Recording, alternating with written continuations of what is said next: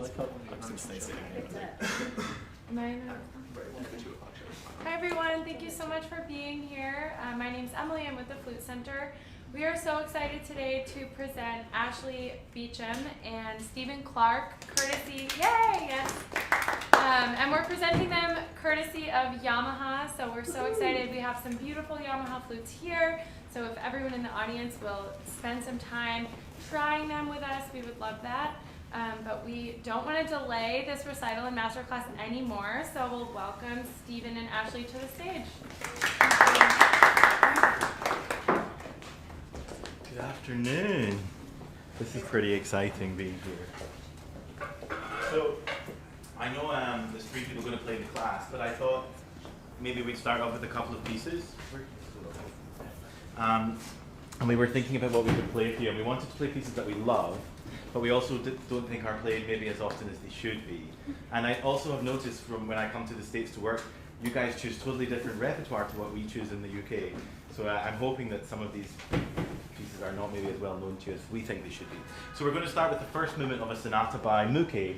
Some of you might know this, La Flûte de Pan, which I think is one of the most beautiful pieces in our repertoire, not played all that often. And I first learned it by hearing James Galway play it, who I then went on to study with, and I played this piece to him, and I love it.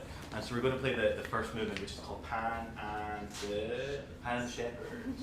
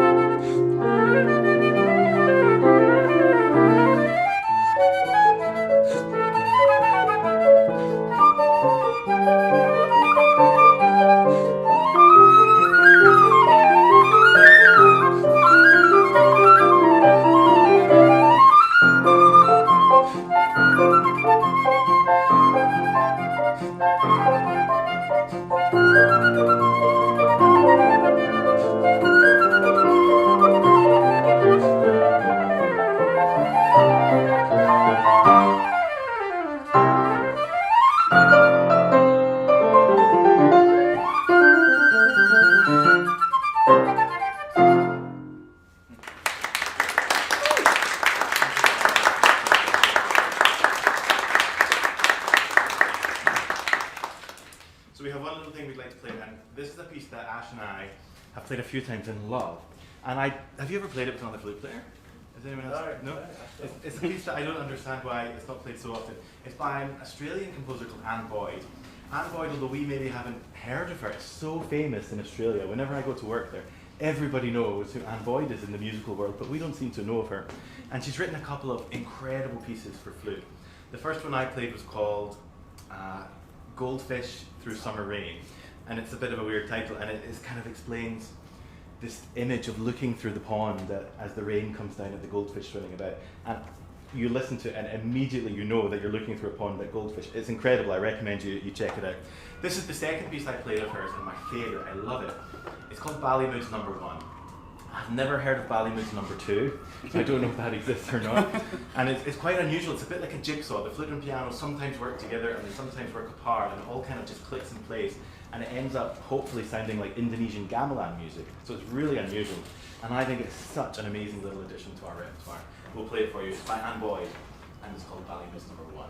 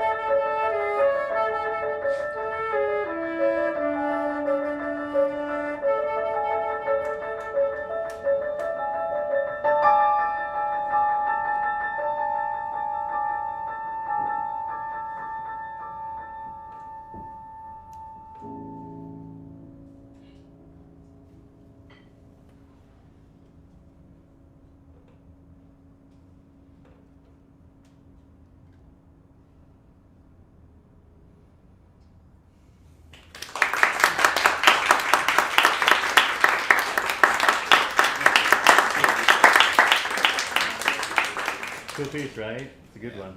It's a bit tricky to memorize, but once you get it, it totally works. So I recommend everyone has a go. So we're kind of pushed for time.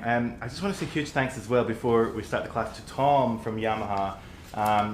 Tom is the woodwind specialist, I think, at Yamaha is his job title, and one of his colleagues, Moji, may join us as well, who can answer all your questions about Yamaha flutes. I play a Yamaha 977, is that right, Tom? 977? And I've had this flute about 6 months now, and I was not planning ever on changing my flute. I was very happy, and I went to play a concert at the British Flute Festival, British Flute Society convention, kind of like the NFA but tiny. And I was there for one day, and between my rehearsal and my concert, I went up to the trade hall to say hi to some friends. And Yamaha had this booth right by the door. And so as I was walking back down to the concert hall, I saw this table with Yamaha flutes, gold Yamaha flutes, and I thought, I had no idea Yamaha made like high-end flutes, because I started in a Yamaha 211, like a kiddie Yamaha. I didn't know they made anything really more. And so I spent about 20 seconds playing this 14-karat gold flute, and I thought, whoa, this is really good, and then didn't think anything more about it. And then about 6 months later, I went to the Galway Flute Festival in Switzerland, and Yamaha were attending, and they had a 14-karat and an 18-karat flute, and I played them again, and I was like, whoa, these are really unbelievable. And then I went to play NFA, and I saw Yamaha again, and this time they gave it to me for an hour to play, and I played it for 1 hour, and I was just like, this flute is unbelievable. And then I flew to Hamburg to a big facility they have, and I spent the whole day playing Yamaha flutes, and I decided I needed a new flute. So I then spent 2 years trying everything, and I could not find anything that compared to the Yamaha for me. And I kind of love it because I love the fact that as well as flutes they make motorbikes, so that's quite cool, I think. But I honestly urge you to try them because they spent a long time redeveloping the flute, and I just could not believe that Yamaha were doing these flutes. So they're very hard to get hold of. They have all the silver range, they have a 14-karat, and they also have my favorite one, the 18-karat gold, which is here, and you hardly ever see them. So even if you're not interested in buying flutes, it's just worth having it because it doesn't happen very often. So that's all I want to say. Thank you so much to Tom and Yamaha for coming along. So it's 3 people going to play. Are you up first, DeShaun? I am. Come on up, have a honk behind me, and I'll talk and hide the noise for a few minutes. So I always say the same thing in every class I ever do. Just stick your hand in the air and shout questions at me whenever you want. I'm going to tell you how I do things. You're most welcome to take some of it and leave the rest. I take no offense whatsoever, but I think it's important that we all remember there's 1,001 ways to do things. There isn't just one way. And all I can do is share with you my experience and my methods, and they have come from my teachers, and again, things that I've just figured out, and sometimes even my students occasionally. But just stick your hand in the air, contribute as much as you like. Ashley, every time I do a class, she just shouts when he wants to shout, so he'll do that. DeShaun, what are you going to play for us? I will be playing Burton's Sonatina. I want to sit here in front. No, I'll sit here. I was told I have to stand up when I speak. If there's any problem for live stream, just let me know. You have to see? Yeah, let's go. I wouldn't mind a score. Ah, thank you. There you go. Nice one, thanks.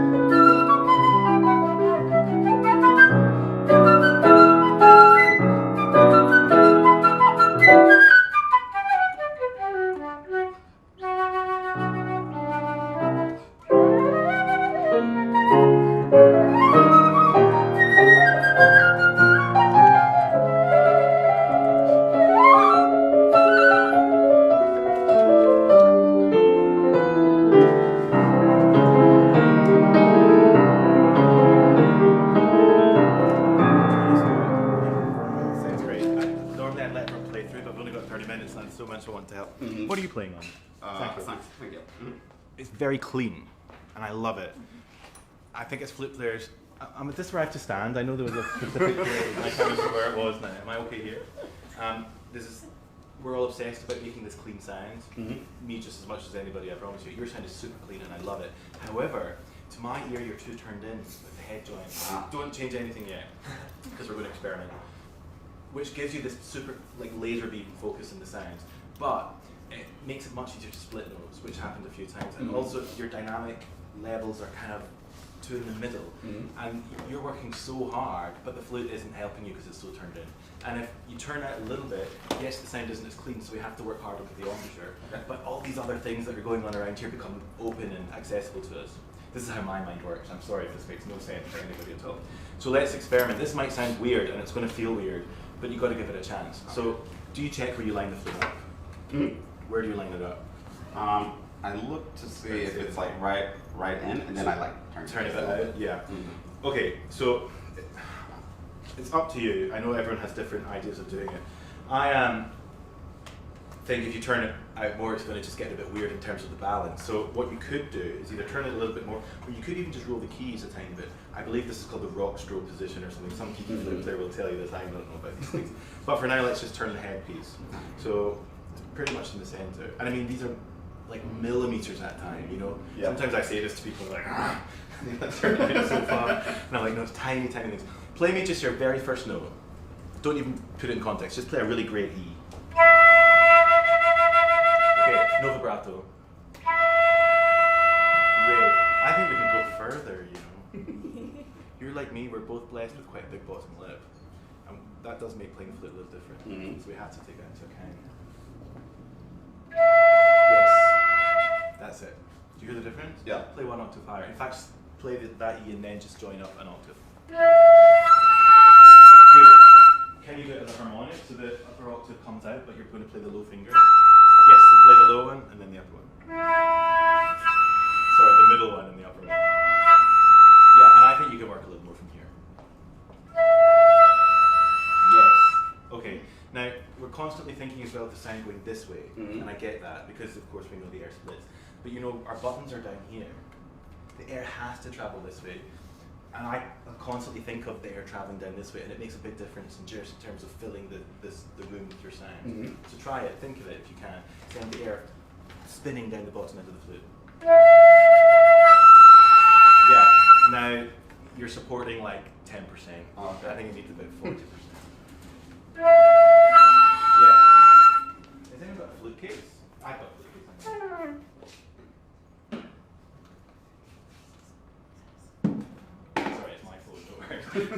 Okay, do you mind if I just use my flute case to punch you in the stomach? Alright. Okay, so get comfortable, because I don't need to fall over. Okay. Play how you were playing. That's how much you're going to need. Feels like a lot, but you really need it. What's happening to the air, just to go up the octave? What happens to it? Spins a bit faster, air actually goes a little bit faster, higher. It spins exactly twice as fast. Yep. The air is got to travel this way at 100 miles an hour for the low E, the middle E, sorry, and for the upper E it's got to be 200 miles an hour. So you have a whole arsenal of things to make this air go faster. Yeah. One of which is the space, but this is also one. And I don't like this expression diaphragm, by the way. That's a whole other story because it's not our diaphragm. It's our muscles here. It's like our tummy muscles. You've got to use them. And when we get lazy, that's when things go wrong with our sound. And it happens to all of us. I'm constantly having these exercises thinking, geez, I got so lazy with my muscles down here. You need to constantly engage them all the time. Middle E again. That's how hard you have to work. I know it feels a lot, but that's it. Yes. There's a difference, right? It's not my imagination. That's the sound you're going for. Now you're going to have to work a little more with the top lip, perhaps, to focus in the sound, to keep that laser beam focused. Yeah. But that's okay. You can do that. Yeah. Just let's take the top again. You might find it a little sharper than before, but that's okay.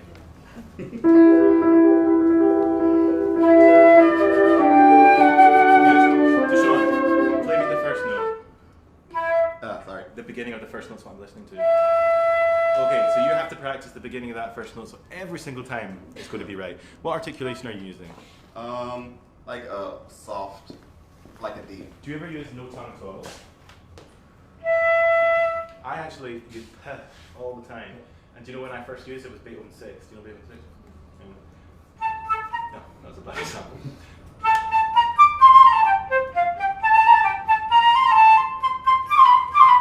tongue once. Yeah, it's all. I love it, and I loved it so much that I almost start every single thing I've ever played in my life with pet, because it gives you a much nicer. First of all, the embouchure has to be completely focused into where it needs to be for that particular note, and then there's none of this aggressive tonguing. There's less risk of splitting. Yeah, just play me 4 E's. Good. It's hard to do in a row. It's hard to do in a row, but in context it would be hard. Very good. That's really hard to do. Yeah. So I suggest you take little exercises and practice this. For example, Bohem, Caprice number 6, you know? And so on. End of Tambourine, do you know Gothic Tambourine?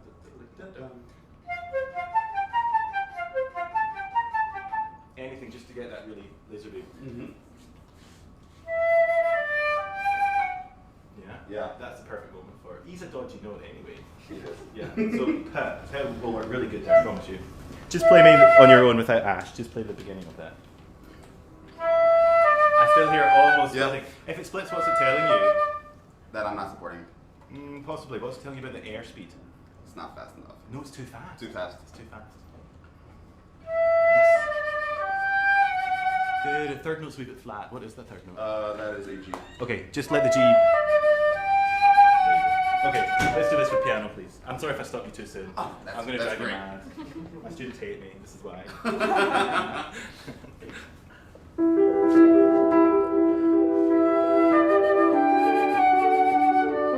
Again, that was like 25%. Hang on, that was like 25% better. But I know that you can make this room literally vibrate with your sounds. That doesn't mean play louder.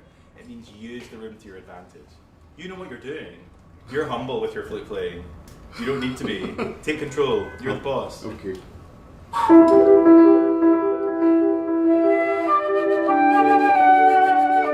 but don't use vibrato for the power. Don't use vibrato for the power. Okay. Use this for the power.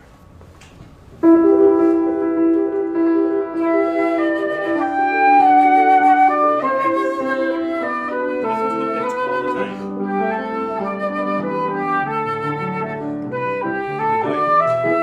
Support. Yes. So much better. Like immediately I was captivated by the sound. It's clean, it's focused, but it's open, and it doesn't sound risky like you're going to split anything. Does it feel weird? Yeah, I'm trying a lot of new things because over the past month I've learned so much. Honestly, has anyone ever said you turned in a little bit too much before? No. Okay. Well, I promise you turned in a wee bit too much. Do it again. Let's go over this so that it's so good that it never goes wrong. Okay. Sorry, I'm being so picky. One other thing I think you can do, you're doing everything I'm asking brilliantly, but you're not hearing in your head what you want before it happens. That's dangerous. You know, we all know, who's playing Mozart G? Someone's playing Mozart G, right? I mean, the most iconic bar of flute playing in the entire world. And we've all gone, mostly because you've got 1,000 people staring in front of you and you panic and you freak out. Don't. You stand there and you go, I'm hearing in my head exactly what I want, therefore I'm giving myself the best possibility of chances of getting it the way I want it. And you're just not hearing it. It's like you have to switch it to slow motion. Separate yourself from what's going on, hear what you want, and then you've already made the right adjustments for that note. Do you know what I'm getting at? Yeah. Okay, it's hard to explain in words. Yes. Use the rhythm, DeShaun. Fill the rhythm.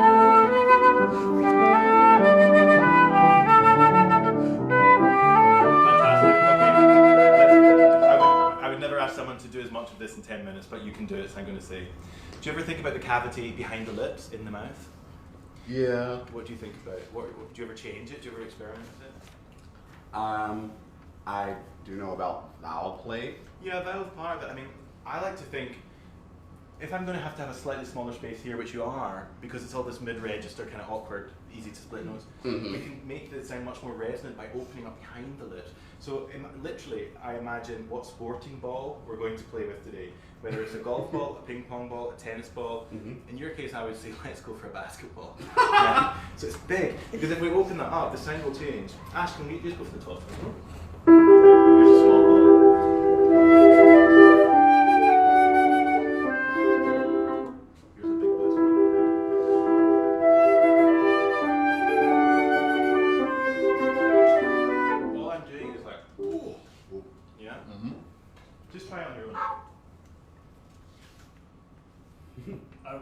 Just flute. Oh, sorry, just so I can hear it real clear. Good. You didn't hear in your head what you wanted, though. You just made it happen and hoped for the best.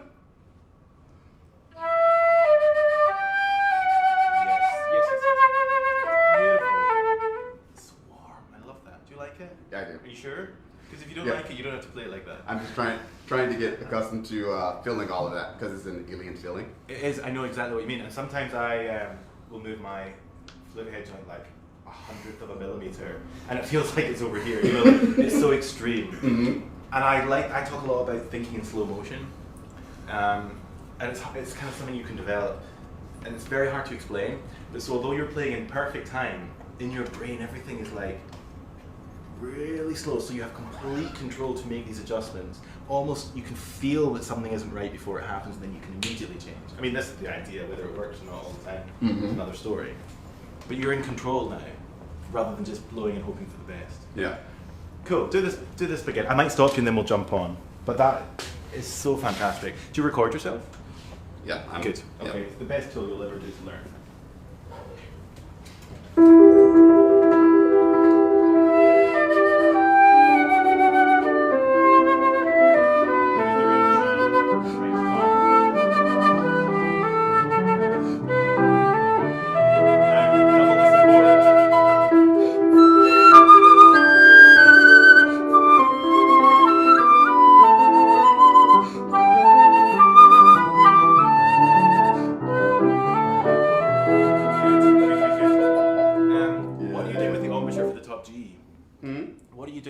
For the top G. I think you're closing it. Is that right? I feel like I am like sort of parrot beaking my upper lip. Okay, so you're bringing the top lip forward. Yeah. Okay, just try this me. There's your embouchure there. Can you top lip, bottom lip? Right. Yeah, just your imagination. Dee, da, da, da. Literally open it up for the G, but work harder from here. Always from there. Good, and then the air has to go into the point that you need it to go to. Yes, again, it was almost a little too low that time. Yeah. And again. Good. Can you play a G for me, top G, and then I want you to immediately go into the octave below without the pitch changing, like this. Oh, sorry, I'm doing the wrong fingering.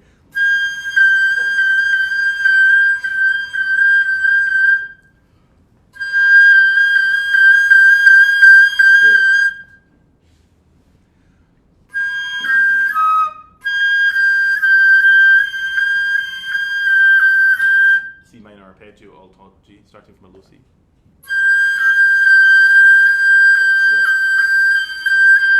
Yes. That's the airspeed that you need. Yeah. Okay. Mm-hmm. So play the real top G in context with that pressure behind it. On that bar? Yeah, please. Yes. Yes. Again, but don't be sharp.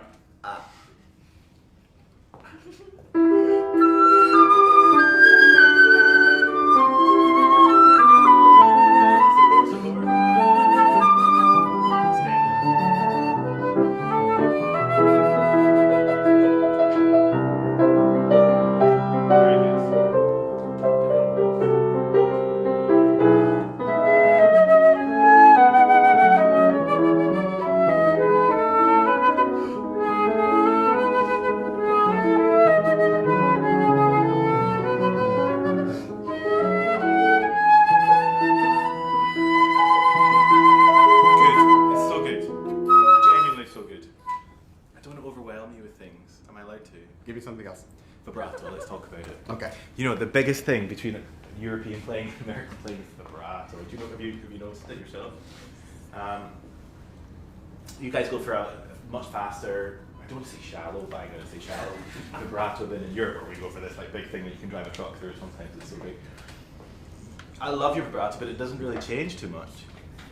And this is a moment. Where is that page? The big B. This is such a nice moment. It's kind of heartbreaking. The problem is you're using your vibrato, which I like, but we've had so much of it already.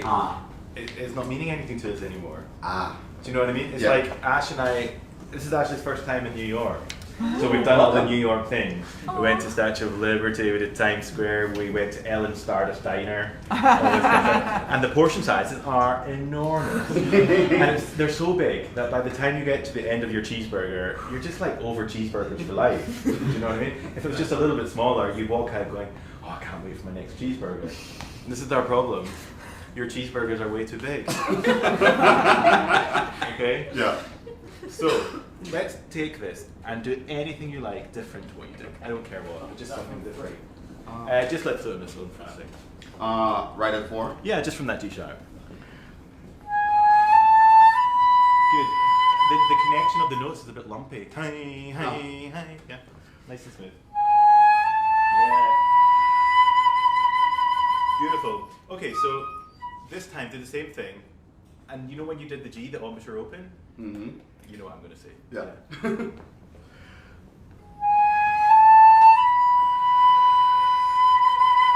you sing and play at the same time ever?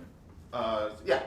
I know you did, because we've just had this you and Clarke chat. Okay, Mm-hmm. can you sing that whole phrase at the same time as playing? Can you do it falsetto?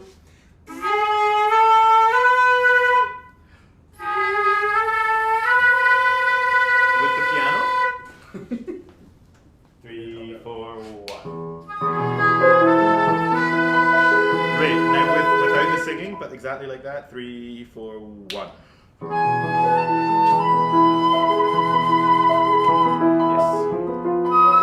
Hang on, no. Just sit for a minute and just think how good that was. Yeah, like it's really good. It's just open and singing and free and. Yeah, I've never done the falsetto with singing. Oh, I and do it playing. all the time. You know, I'm having a really rough sound week. You know when you just get that? It's just Yes. There's been a lot of flying this week and a lot of. Oh man, this morning I couldn't even get like the low notes out. It's just like going insane. But the one thing I'll go to is singing and playing, and I actually incorporate it into what's that book? Sonority, De La Sonority. I give shot for not remembering that name. You know it's not my favourite book, but I do try and use it. You know everyone starts with the B natural. I prefer the one that starts in the B flat. Do you know the one that starts in the B flat? It literally just goes B flat, A flat. Mm. But I quite often do this. So I do it in 3s rather than 2s.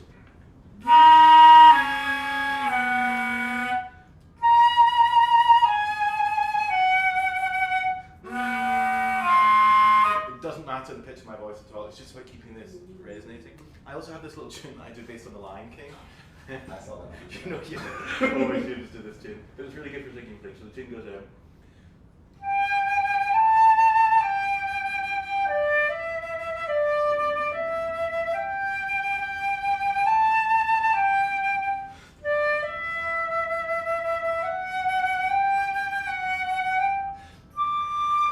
You know the tune, but I sing it.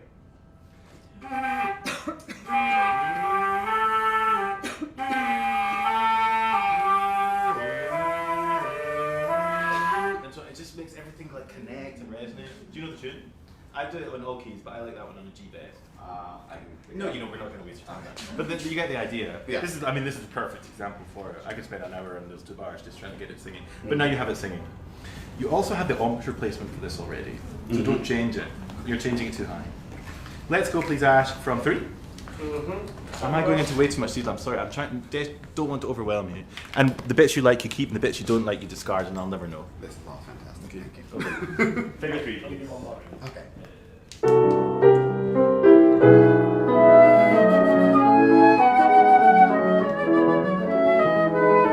Use the bit, DeShaun.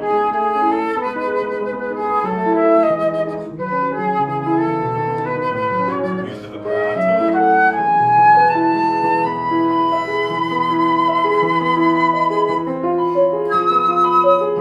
Volume.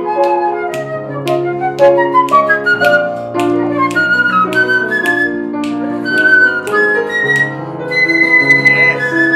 Great. How loud can you play me that top B? Play me that top B as loud as you can. As light? As loud. Oh. Yes. What's the dynamic there? Hang on. What dynamic is written there? Fortissimo. Okay, yeah, I'm not imagining it. Like, top B, man, use it. Like, fortissimo top B? Like, when does that ever happen to us? Never. They're all like, shut up. No. Come on. Yeah, let's go to the D sharp. I love this bit. The D sharp. That one? Oh, that Yeah. one. That one. Oh, okay.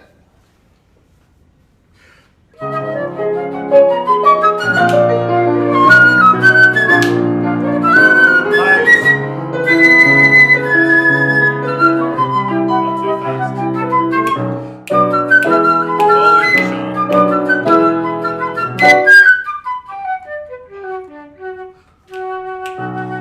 Can you throw that away much more?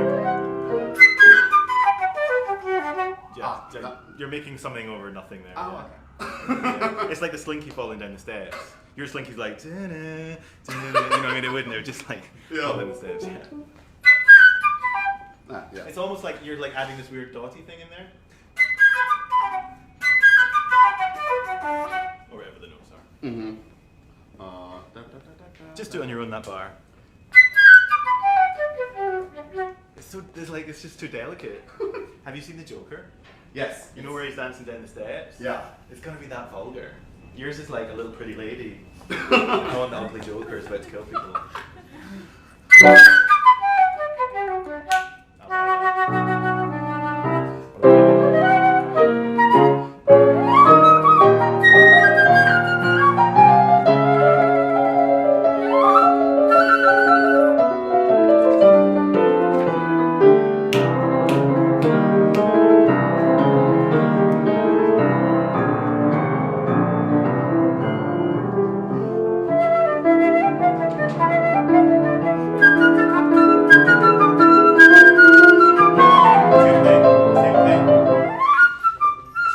I've played this piece in such a long time.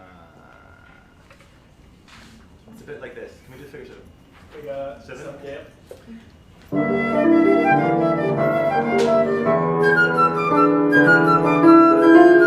That's what we're kind of getting.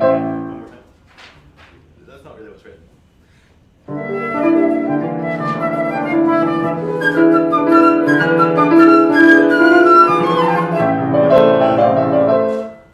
Okay, just like A little bit more aggressive there? yeah, like Okay.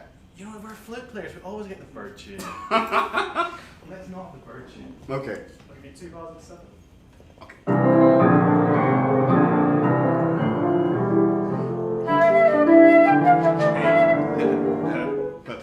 Right. Mm-hmm.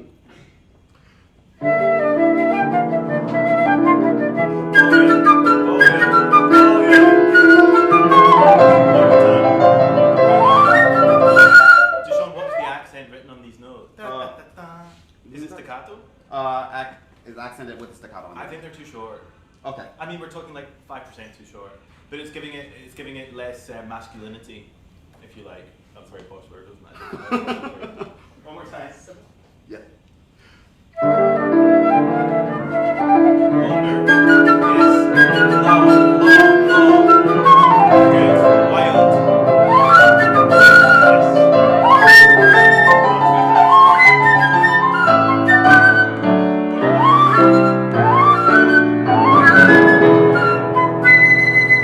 Gentle, long.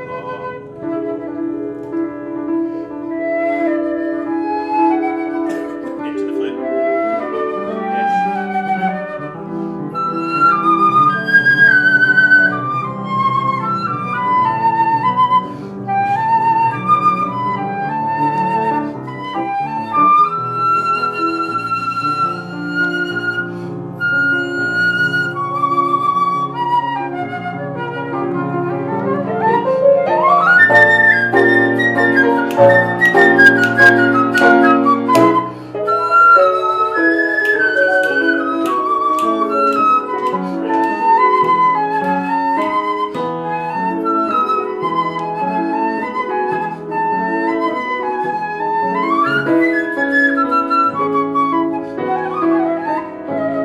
Not too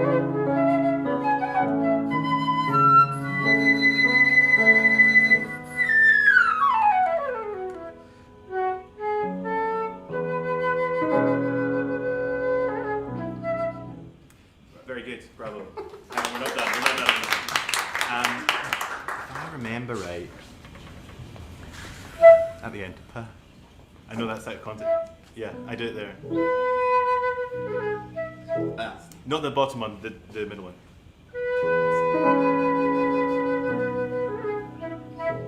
Yeah, I mean, it just takes a 5 minutes practice.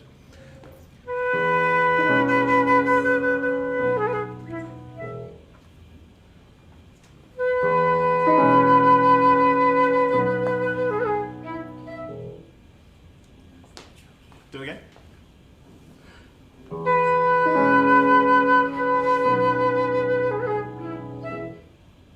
Very good. Let's just fix this run. Okay. The final one? Yeah, you can take.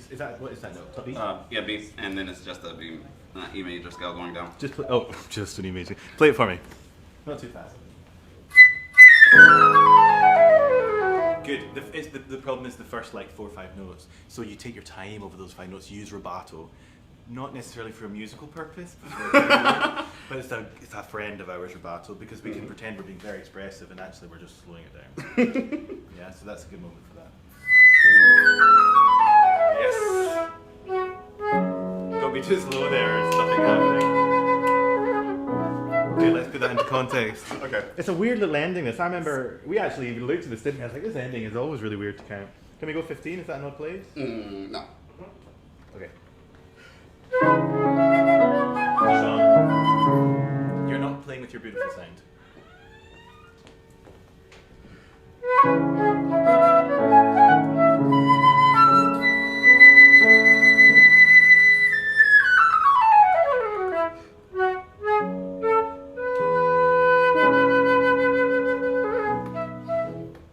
Bravo. Well done. Really good. Generally, so much good stuff. Have you played the piano very often? No. It's worth just paying some money on Yeah. because this piece is a bit funny, Mm-hmm. and there's so many little things you can do. Yeah, that's the first time It I've sounds ever done honestly, it. record yourself and go back to how you did it. Turn it, you'll hear the difference massively. Because the difference what we hear here is not what we hear there. You've got to kind of be thinking from their perspective all the time, which is hard to do, but it's worth doing. Thanks, sounds you. great. Thanks for coming. Who's up next? Hey, how's it going? Tell me your name, sorry. Margaret. Have you met before? I saw you play. Your first performance at NFA, actually. Oh, my only Yeah. performance at NFA. That was a scary concert. Oh my gosh, gosh, that I was was a watching terrifying you up concert. there. It was like, looked terrifying. Have a look too. Thank Yeah. you. Have you got the whole thing or just a moment? Stop me after the exposition. Do whatever you want to do. It's your time. We're your servants.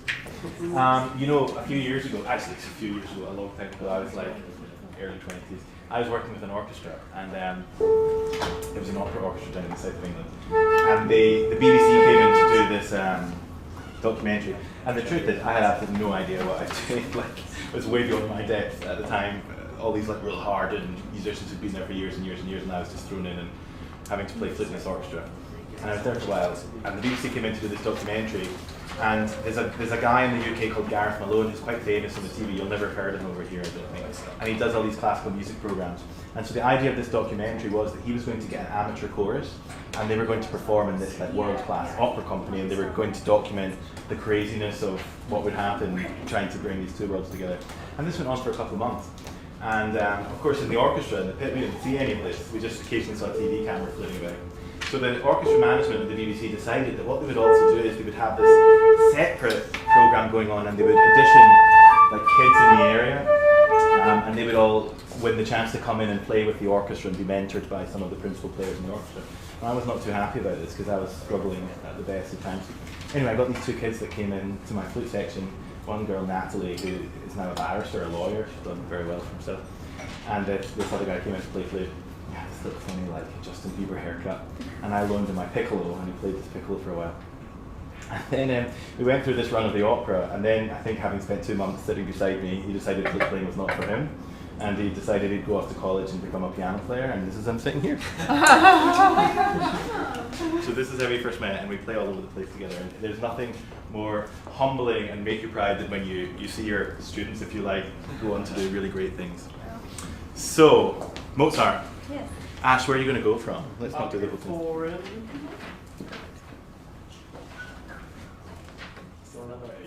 Yeah, that'd be great.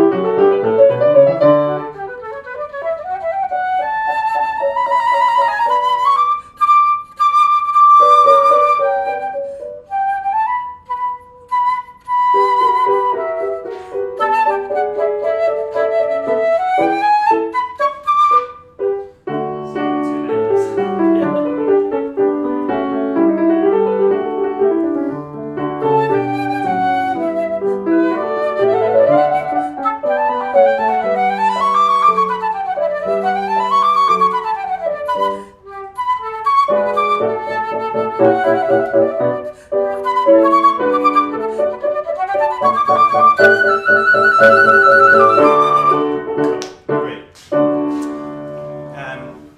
Da-dee. This is tricky. Yeah.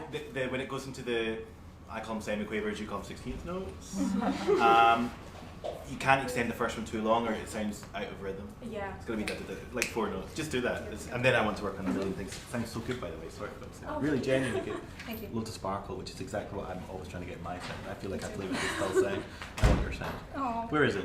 I Yes. hear. So Oh, yes. it's like, yeah, da-da-da. And it's just like, Ash almost has to add in like an extra semiquaver to make it up. Sorry, 16th note. Anyway, just without the piano, here's fine.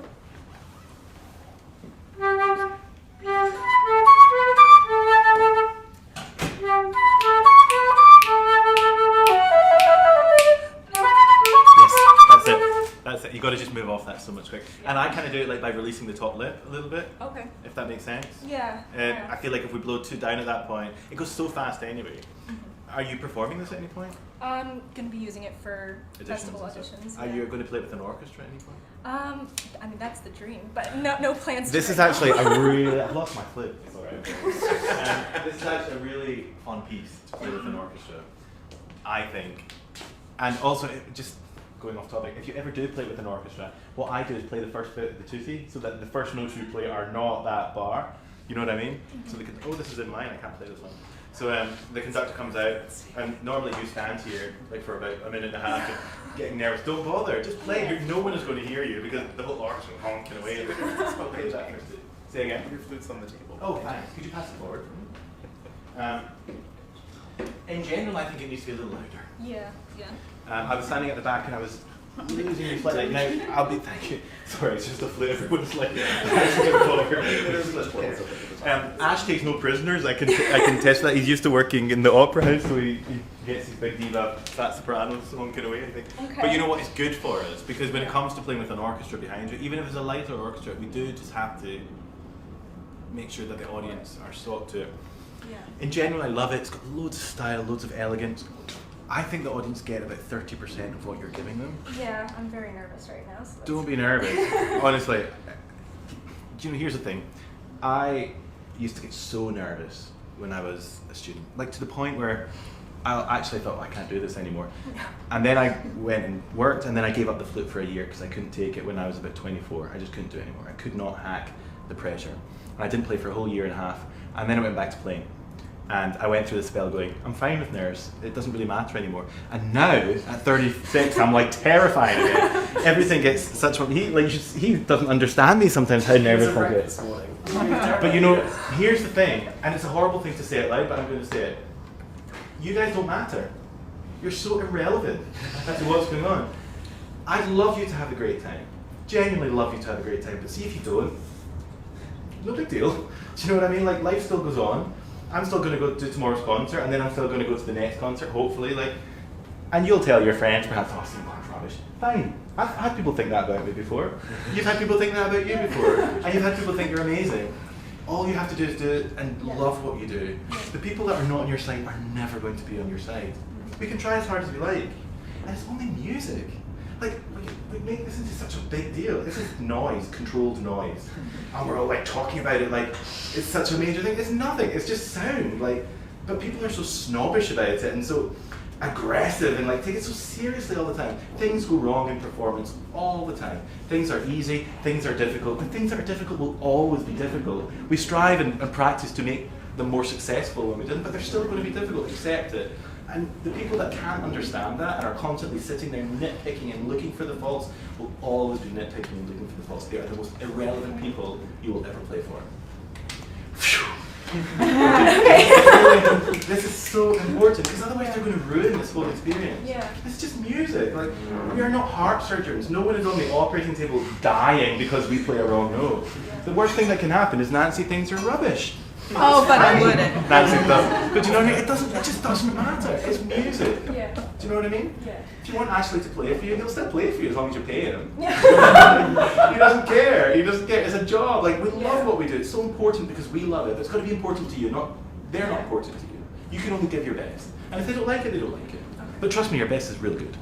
Okay? Okay. So forget it. Relax. There's no need to be nervous because you're just wasting your own experience. Thank you. And I could not care less at the end of the day whether you play real good or whether you don't play real good. All I care about is that I hope I can share something that I've got a little bit more experience than you, because I'm old, essentially, compared to you. Yeah? So just play. Okay. Let's go from the beginning, please.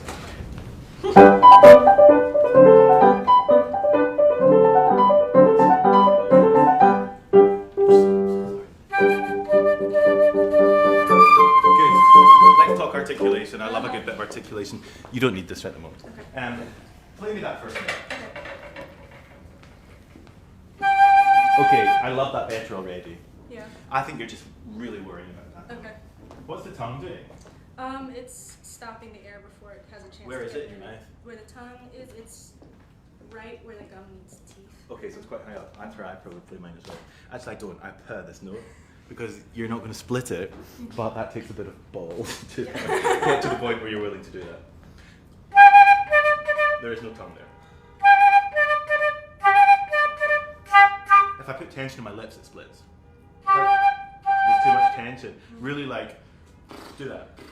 That's the tense it needs to be. But do it from here. In fact, do it with nothing. Just do it from here. Yes, that's already beautiful.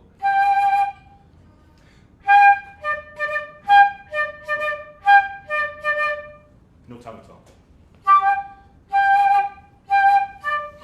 Good. If the note splits, what's it telling you? There's two things that it could be. I'm either compressing too much here. Oh, you're one of these people who loves to get into the detail. No, we talk with me. I don't think complicated. It's very simple terms.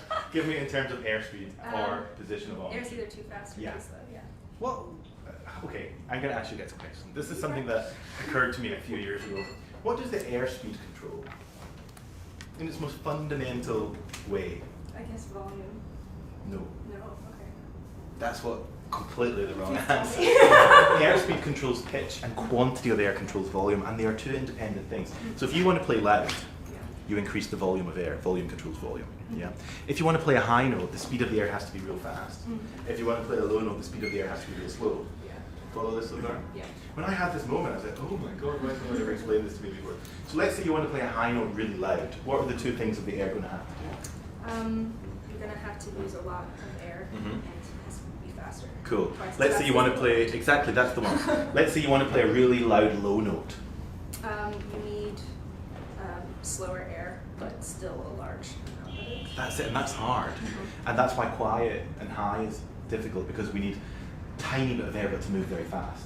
This is why loud and low and quiet and high are so difficult. But as soon as you understand those two independent things working, at least for me, I was like, ooh, now I actually know what I need to improve.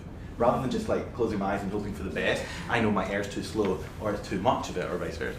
Yeah. So when you're splitting that note, it's moving too fast. So how do we slow it down? By the way, the reason I say that is because what is a split? Let me split the note. It's too high pitch. The pitch is too high, the speed is too fast. Yeah, that's all it is. I mean, some people split down the waist, which is kind of hard to do. Do you know what I mean? But that means it's too slow. Yeah. So how are you going to slow down the speed of your air?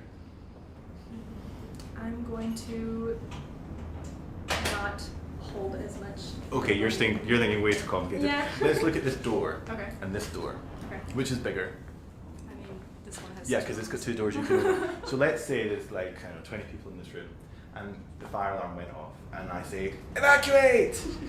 Which door do you, let's say they both went to the same place, which door would we go for? I'm gonna go for the smaller one. Why? Because the elevator's right No, there. they both go to the elevator. Everyone's going to go for the bigger door, because everyone can get out. They don't have to rush out in one long line, they can Yeah. take more time. Yeah. So you make your door bigger. Make your door bigger. Okay.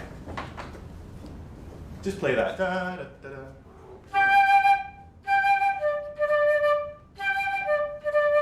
Good. Now do it standing on one leg. Standing on one leg. Good. The only reason I asked you to do that is because 100% of your concentration was going in not making a mess of it. Yeah. But as soon as you concentrate on doing something else, it sounds amazing. Oh god. Okay? Which proves that you can do it. So you don't have to perform it standing on one leg. I'm just- But I'm just trying to prove a point to you, yeah? Mhm. Good. Now send the air this way. Already it's like if I'm in the concert hall and you're at the front of the orchestra, I'm going to be like, whoa! I'll be reading my program because how many times have we all heard this piece? And then you'll play your first note and I'll go, whoa. Yeah, that's what we want. Do it again, 5 times. Down this way. Good. Can I have more shape? Ta-da-da.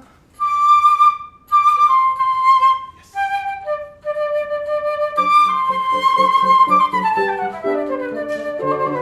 Amazing. Keep going.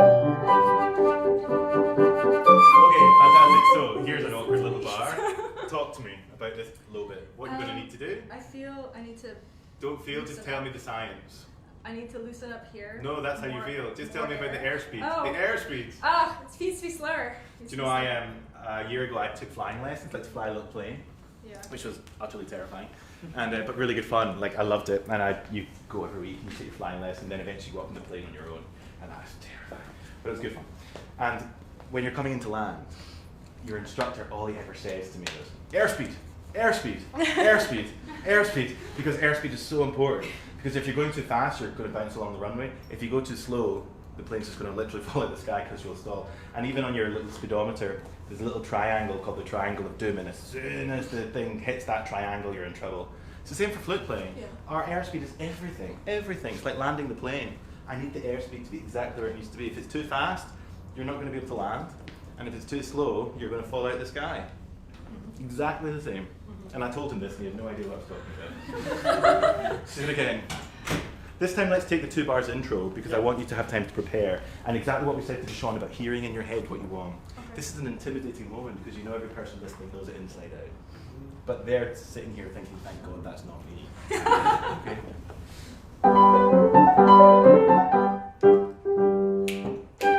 Yes. Shape. Volume. Very good.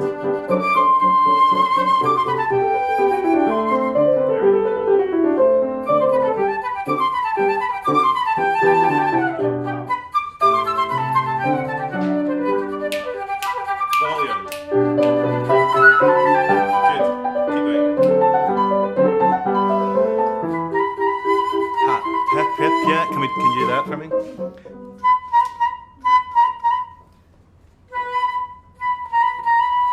More playful. Yep, yep, yeah.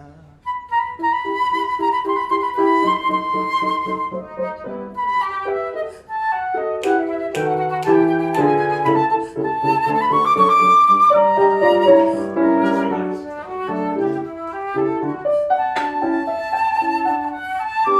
Shake.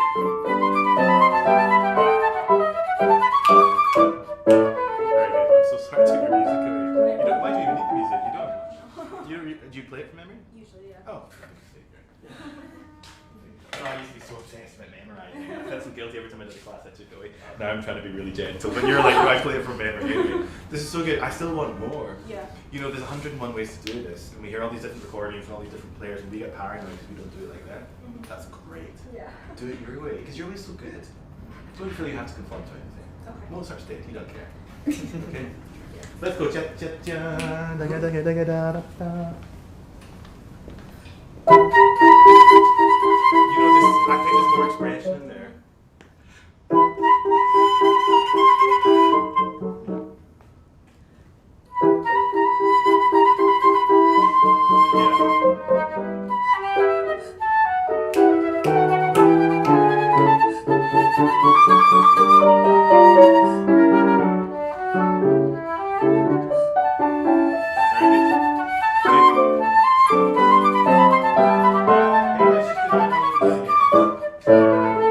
Margaret, one bit. On that F sharp, I hear lumps. Oh, Yeah. yeah, that makes sense. Always smooth.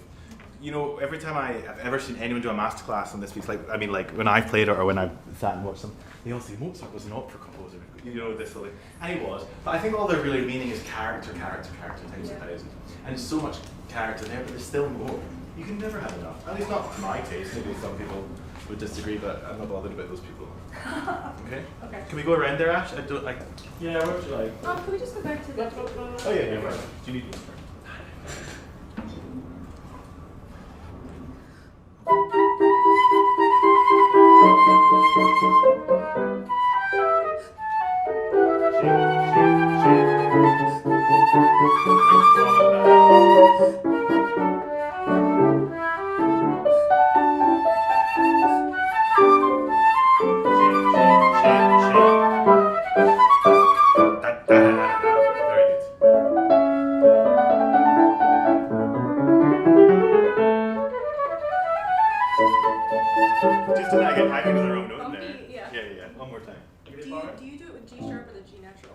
Oh, I don't know. You're asking me difficult questions.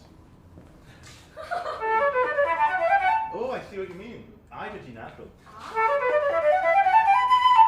Do I do G natural? I like the G sharp. I like the G sharp more. I'll do G sharp from now on. Shall I give you a bar?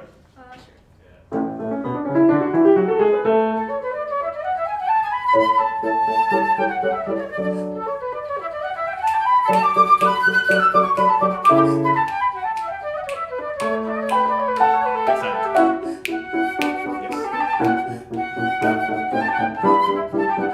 Hey Margaret, I like that. It's similar to what I do. Recently I just changed what I do there, but I think it comes too late on the beat. Do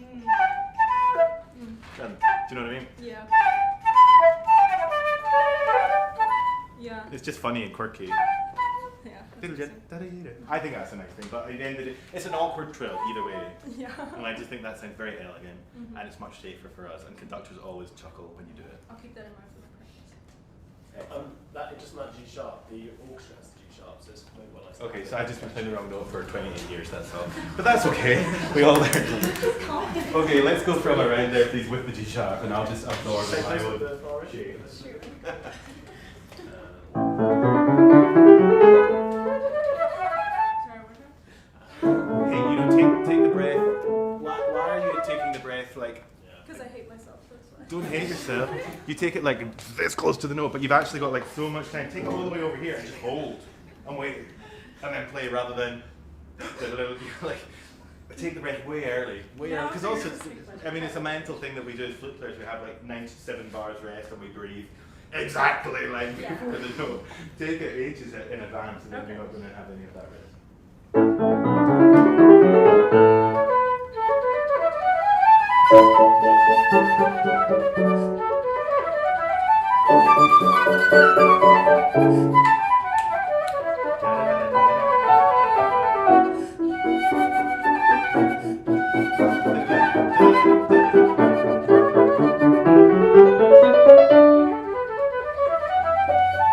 Hey, have you ever noticed in the score that this is written out differently? Yeah, yeah. Well, why are you not playing it differently?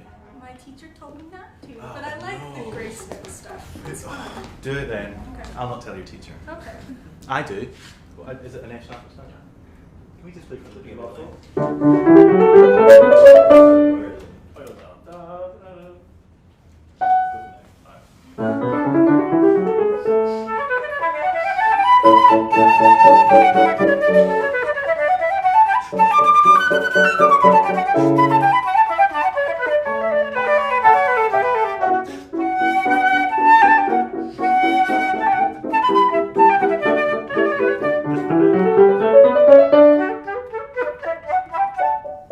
That's what's written, but we don't do it. I never understand why we don't do that. Is there anyone know a reason why we don't do that? Because that's what he wrote. But we all play da-dee-da-dee-da. But I don't know. Harder? I don't know. Yeah, it's harder, but it's not that hard.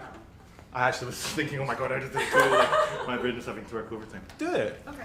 You know, this is an element of being a music student. You do have to play for this person one way, and you do have to play for that person another way. But most importantly, you play the way you want. Because when it comes to playing the concerts, the audience could not care less. Yeah. Yeah. And if they want to hear it that way, they'll hear your teacher do it that way. But I want to hear your teacher. I want to hear you. Okay. Where would you like? From that one, like the bar is that. Can you just go to the same place I went? You know the bit?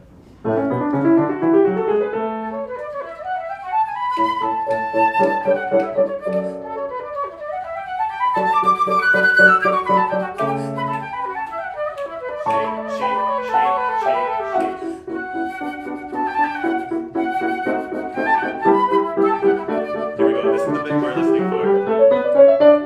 Yes. Long.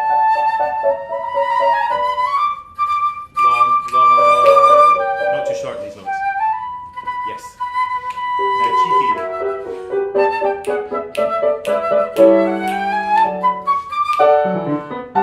I like to play the next note as well. Oh, really? Ash will know more about this than me. Is that wrong for me to go? Okay, it's wrong. Don't do it. To my mind, if you were going to, I would do dum, dum, dum, dum. Oh no, just do that bit where I go from the A. You'll see what I mean. Other than that, yes. Yeah? Because the orchestra takes over with this big loud thing. No? I just think it's cool. Oh, who cares? You know what I mean? Like, it's only music. It works. This is cool. I love it. It's just funny. There was one bit that I think you can make way more of. Yeah.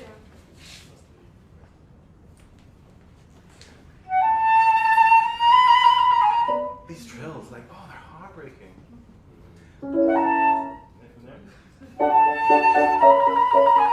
Okay, more. It's sad. Yeah? Yeah.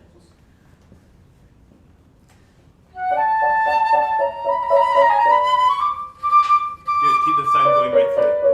It's a bit brittle. Yeah, almost imagine that it's one long note and the tongue just like gets in the way a little bit. And am I right in thinking on that, the previous dum bum bum, you got to aim for, it feels like a dum bum bum. Yeah. I think he means a little bit forward. Because then I've got a reason to kind of da da da. Whatever Ashley says you have to do, he's way more educated than I am. Not the same. Same place? That's a bit weird though. Yeah. Yeah? Jaws. Yeah.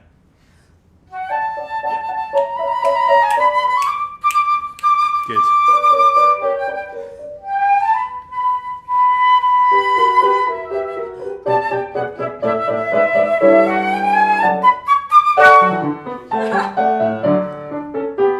Answer back. Not too fast.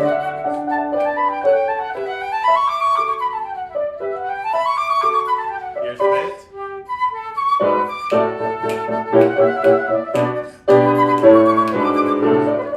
Live on the trill.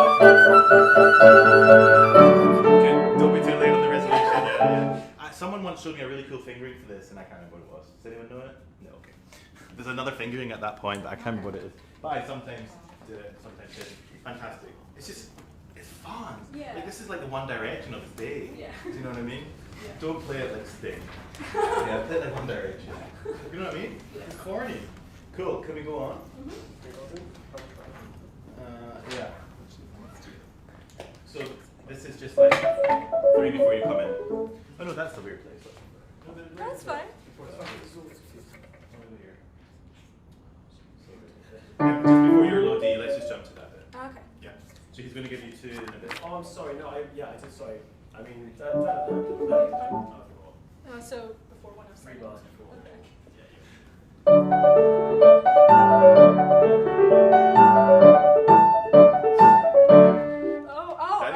I see. Sorry, I was Gotcha. expecting the low D as well. Oh, Actually, sorry, do you want to no, go? let's just go from there. Let's just go from there. Let's just go from there. Okay. I'll cue you.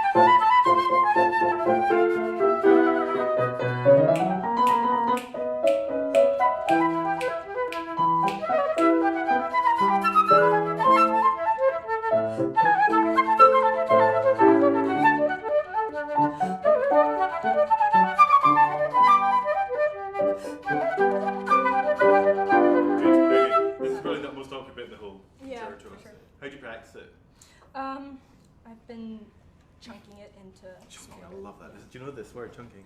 This is such an American thing. No, this is an American thing. I'll explain to you later. But it's bloody brilliant. Try this for me.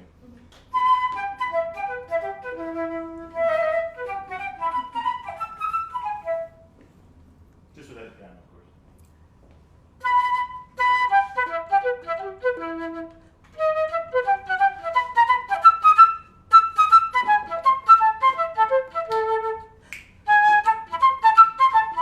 Do the trills though, keep the trills in. Okay. Yeah, cheeky.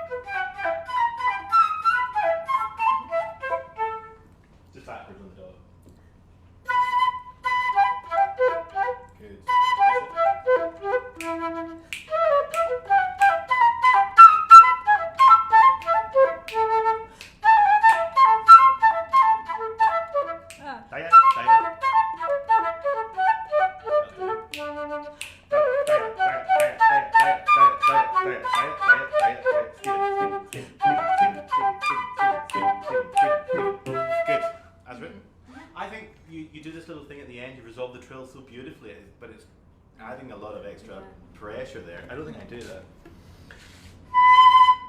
You know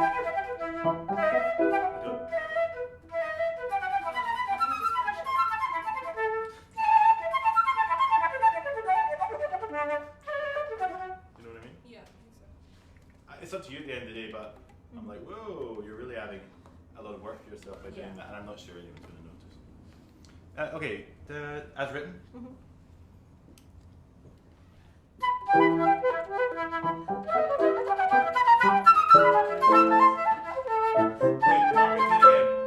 think of the notes longer because by thinking of them so short, it's getting a wee bit panicking and a bit brittle and a bit stretched sounding, and we've lost that unbelievable, beautiful, expressive, perfect, elegant Mozart.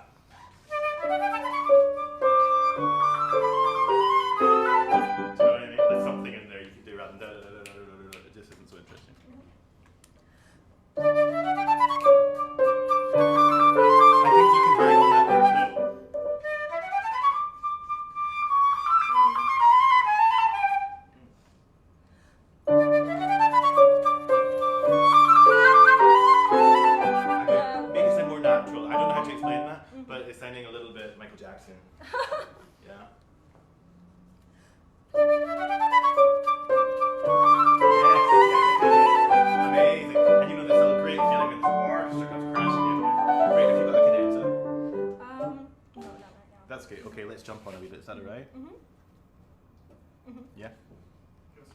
176, please, Ash. I'm not even going to say it, but you know exactly what I'm talking about already. Cool. I'll give you a cheap bar in a minute. Oh, yeah. I'm all the way back to the cheap seats.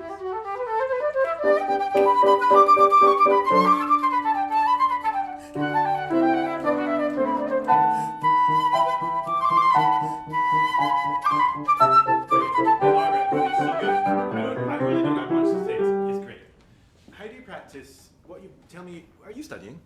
I'm studying at Manus with Judy. Oh, you're at Manus. Yeah. Who's teaching you? Judy Mendenhall. Oh, she's like the loveliest person in the Isn't world. she? Yeah. I met her in here actually in the old shop. And I know she was, I'm so ignorant. I knew the name, and she was just, I was playing this flute, and she was playing this platinum something, I think. Yeah. You were with me, Josh. That's I wasn't. And I was like, oh my god, you sound so good. And she was just so lovely. We ended up having this chat. Oh, you're so lucky to study with her. She won't remember me, but tell her that crazy Scottish boy from the Flute Centre says hello. What do you practice? How do you split your practice schedule? I focus mainly on fundamentals. Okay. So tone work, let's say. Tone work, yeah. Long tones? Yes, long tones. Long tones, as you guys all And say. then repertoire at night. Okay. Do you ever practice harmonics? Yes. How? I do Lorna McKee's sort of Oh, I thing. love Lorna. All the way from low C, sometimes. Okay, this is a nice wee exercise I like. Do you do singing and playing? I do love a good Little singing. bit, yeah. Okay, so I like try and put everything in together into one of those things. I don't have time to do everything on its own. And I think this will really benefit you in just terms of like glossing out the sound, because you make an amazingly beautiful sound, but I want it to like really go further. So let's take a B for example. I'm going to play a real B, I'm going to play that low E, but keep the pitch so they're harmonic. And then I'm feeling really brave, I might go to a low B, but for now I won't.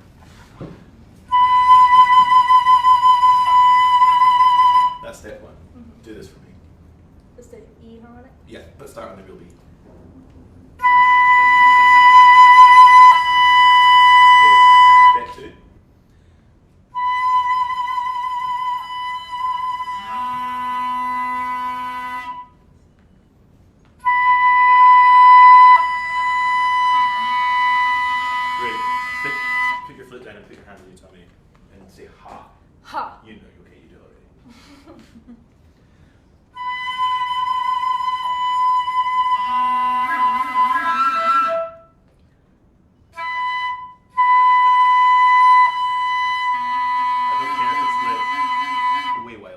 Like, I don't care if the sound goes.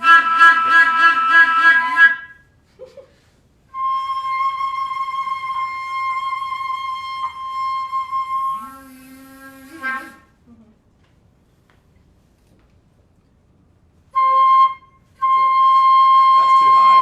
You're aiming too high for that. Yeah. Yes. So see, you can have the third harmonic in there. I think this is such a good exercise Yeah. because it's like we practice all these things individually, let's stick them together, Yeah. and then we save ourselves each time.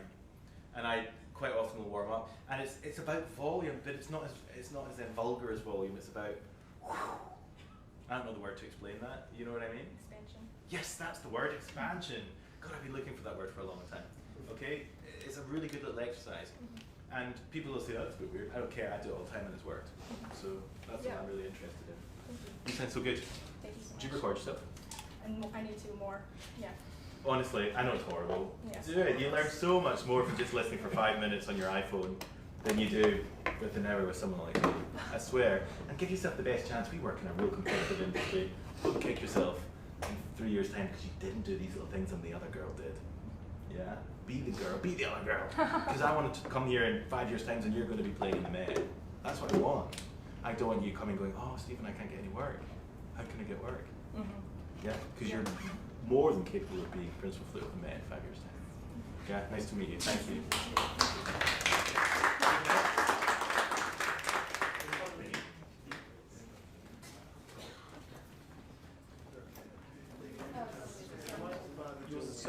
Yeah, but you can improvise. Do you want me to?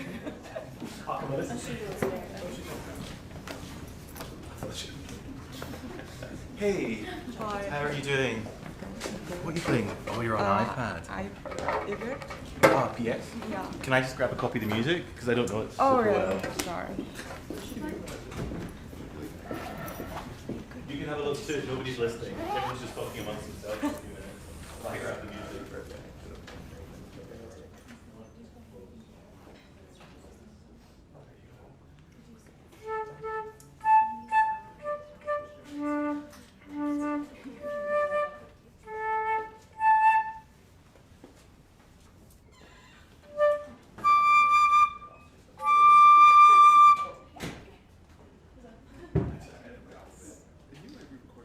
Cool. Why did you choose this piece? Because I'm working on this. Oh, nice. It's cool. I've never played it, I have to say, but I had some students play it. So don't freak out if I stop real quick. Okay. Sure. But you may also get to the end because I'll be so captivated. So let's do it. Do you know this piece, the Ibert PS? Solo piece? Quite good. I feel like Rampal sitting here. Wow.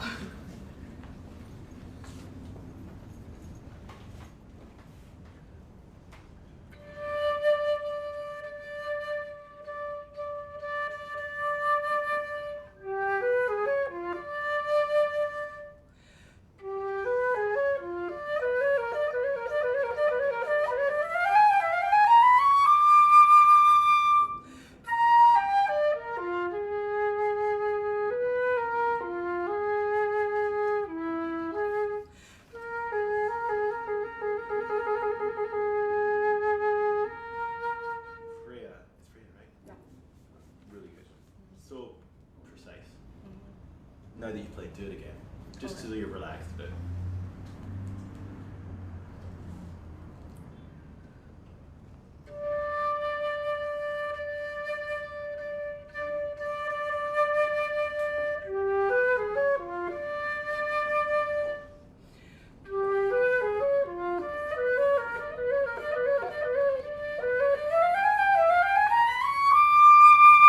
Good. Play me your first note. Good. Play me the D that you reach at the front. Okay, the first one's piano and the next one's forte. Okay. Yeah, I don't hear any difference. So what you're going to have to do, start quieter and end louder. Alright. Yeah, it's just what we were saying to Margaret, like they only catch, like if you're lucky on a good day, 30%. We feel like we're giving 100%, but they're not seeing it. Yeah, It's but like, when I reach the high D, yeah. it's gonna be out of air. Okay, so you need to preserve your air. Okay, fine.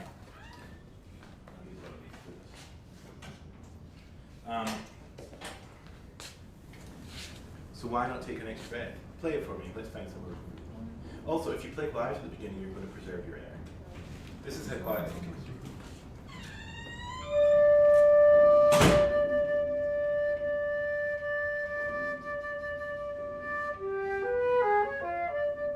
Breathe. Over the nose.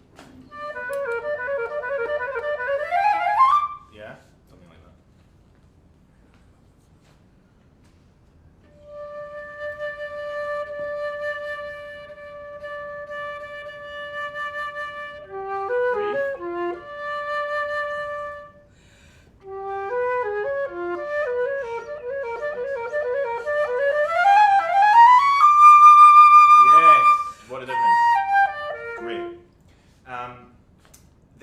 Where you take that breath, the end of the note before it, if you taper it off a little bit more, you can make the breath sound more part of the music, rather than just a breath. You've got loads of time there.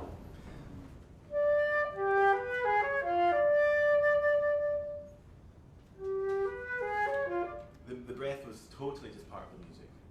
In fact, without it, it would have felt odd, I think. So you can do that. You know what I mean? Yeah, let's try.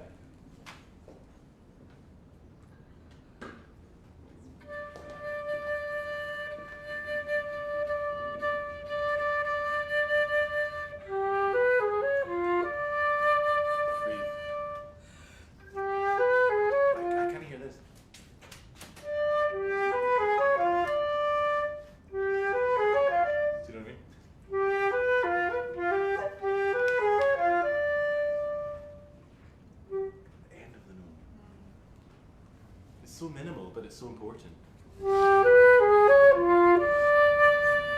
Yes, yes, yes, yes, yes. Even more. Even more.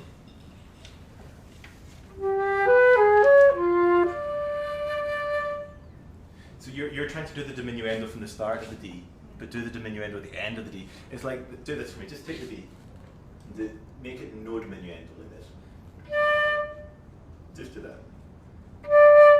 Now do this.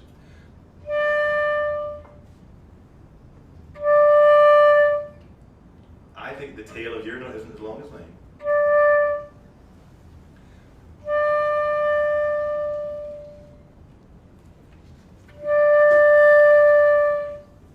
Okay?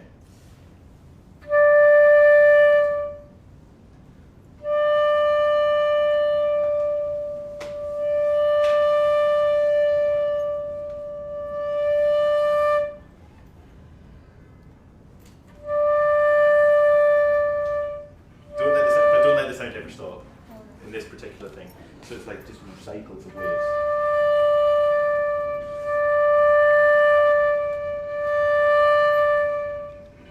Great. Now let's see when you come back on the diminuendo, how quiet can you make that before you start to crescendo again?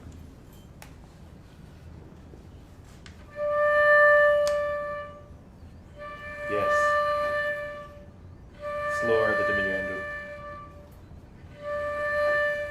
Do you know what an anteater is? The animal an anteater? Okay.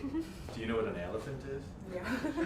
Okay, so imagine that you're an elephant, but your trunk can get bigger and smaller. So as you diminuendo on the note, the trunk has to go like this. And as it gets thinner, of course, because you're stretching it. My brain is nuts, I'm sorry. Why am I going for an elephant's trunk? But I can do this better, right? Let's take a piece of chewing gum, okay? You ever chew chewing gum? Yeah? Okay, so take that, right? Here it is. If I give Margaret an end of this chewing gum, right? And then I stretch it, we don't want it to break. What's going to happen to the chewing gum? Become more Thin, that's it. It gets thinner and thinner and thinner. It never breaks. I mean, at one point it will break if I go too far. But it won't stay fat. It can't stay fat. It's got to stay thin. It's the same with our sound. You're just stretching the sound further and further. Now, the further you go with it, the thinner it's going to get. But it's never going to break. I don't know why my brain works like this, but I think you get the point. At the moment, yours is like kind of like you're only willing to take it so far, but you could probably go. Oh, if you get a really good piece, right up to here. Yeah, let's try that. Chewing gum. Only the D? Just the D. This is really difficult. I'm not asking you to do something easy, by the way, so don't panic.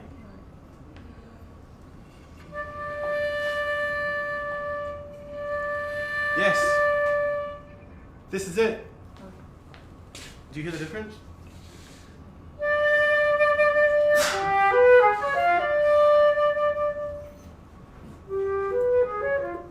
Yeah? I'm stretching the chewing gum so far here that it's allowing me to take a breath without anybody even noticing. Let's try that.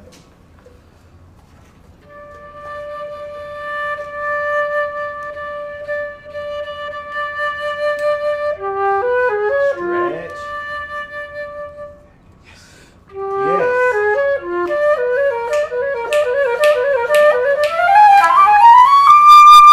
Breathe. Mark, Freya, it's so good. It's really good. On that D. Can we vibrate a bit?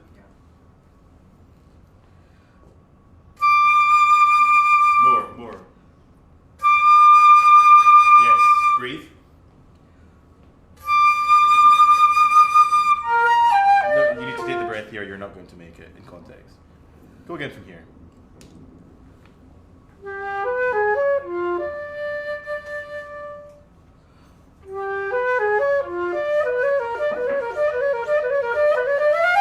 Vibrate. Breathe. Winding it down, stretching that chewing gum.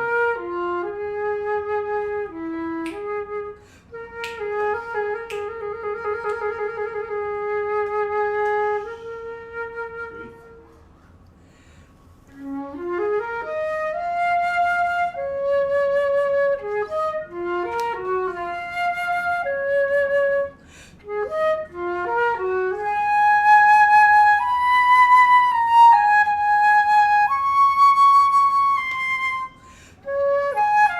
Freya, really nice. Same thing at the end of that C. Okay. All your note endings have to be like chewing gum, or it sounds a little clumsy. And you're a good player, there's no need for anyone to ever hear the clumsiness. We hear the clumsiness, we're allowed to, that's why we practice, but they don't hear that. Yeah, don't let them hear that. You know what I'm getting at? Yeah. Play for the D flat for me.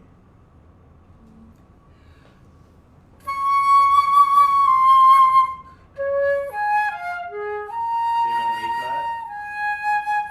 Yes. Good.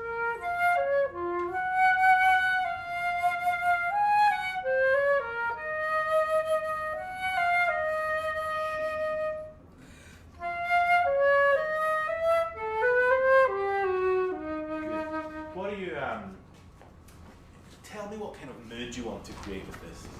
I know that's a stupid question, an annoying question, but if you could come up with a word, where are you from? China. China. Which city in China? Nanjing. Ah, Nanjing.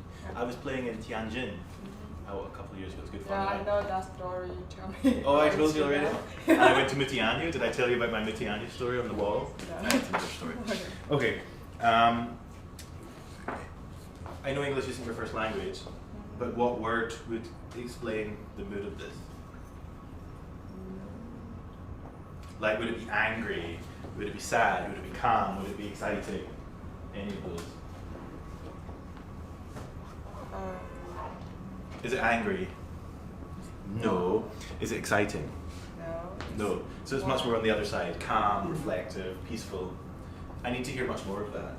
It's almost a little bit like you've put the metronome on and you're just like playing with the metronome. But there is no there's no accompaniment. You have more time. Especially at moments like here. Can I come around this side? I can't see this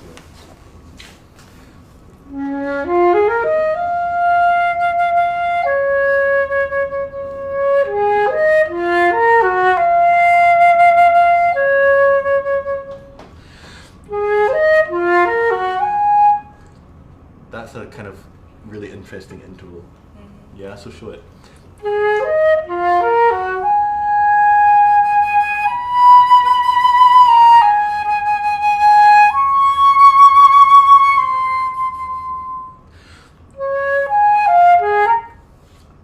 don't know the piece so well, but do you know what I mean? Like just chewing gum. A lot of chewing gum. Gobstoppers. Go from that little D flat, low D flat, and just make it all mushy.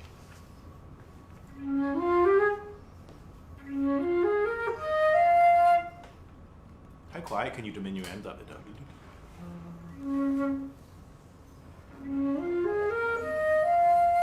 Good. Very small space. Gentle. Do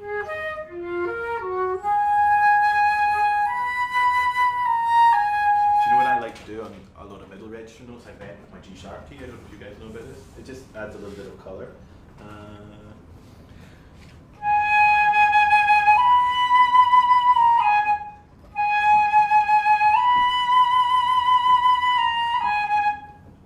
You can do it on like B, C, A, can't do it on G of course, but it works really good. It's worth doing. You know what I mean? Just keep your G sharp key down. It adds a little bit of texture to the sound.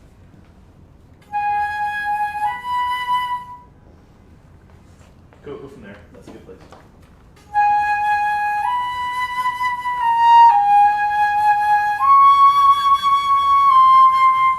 Good. Extend it as long as you can.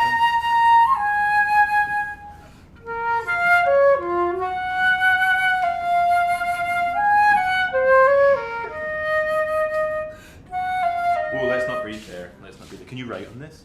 Yeah. Okay, let's find a better place for breath. Can I just move you over a wee tiny bit? Oh wow, this is cool. She's using an iPad with a iPad pencil.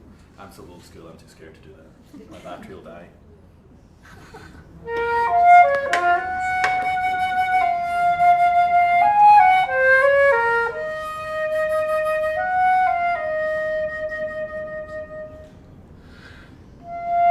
That's where you have to be. Also with an E flat, when I'm diminuendoing on an E flat, it's very flat. So sometimes I will lean on the first trill key. I mean, you got to be really careful, or you can have a disaster. If I don't do it,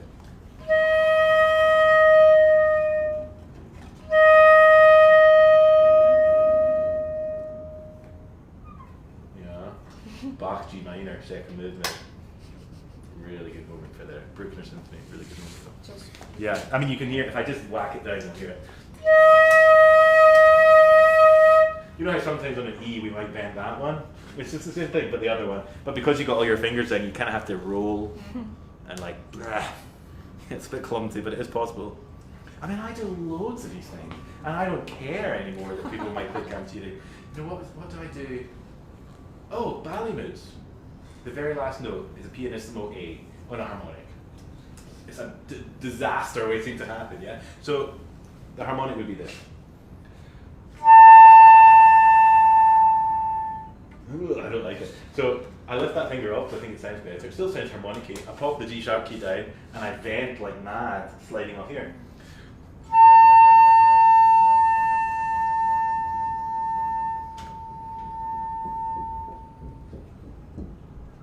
That's so much more effective. So if the flute player sits in the audience and goes, oh, he's cheating, I don't care. That sounds way better. Yeah? Use your E flat. Use the advantage of the flute being designed the way it is. There is no such thing as a fake fingering. It's an alternative fingering. Around there is good. Oh, sorry, you're playing off your iPad. You can play whatever copy you want. I'll take it. okay.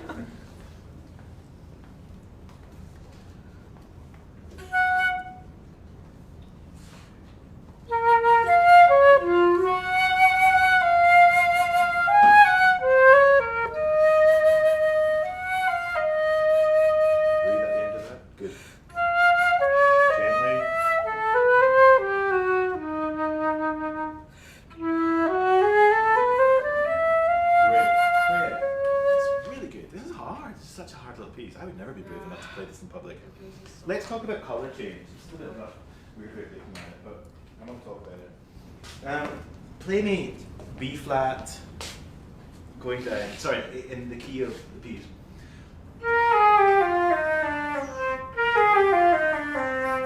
To bottom C.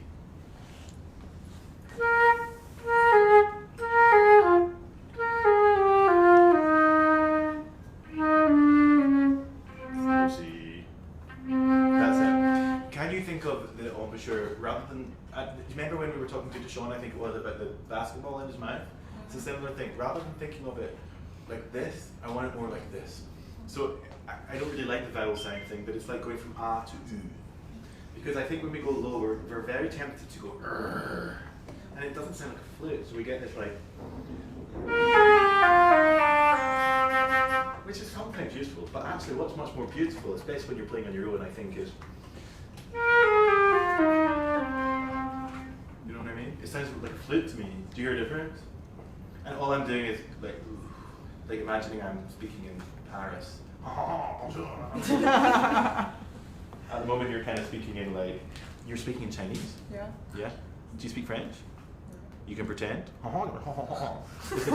That's the thing. You know, apparently Scottish people and French people have a lot in common because we're like, oh, aye, aye. Like, everything's very forward in the mouth. So we kind of adapt to this like French sound, I guess. And other languages don't do the same. So you have to find this way to fake French. Yeah? Ooh. Try it. Let's see if we can do it.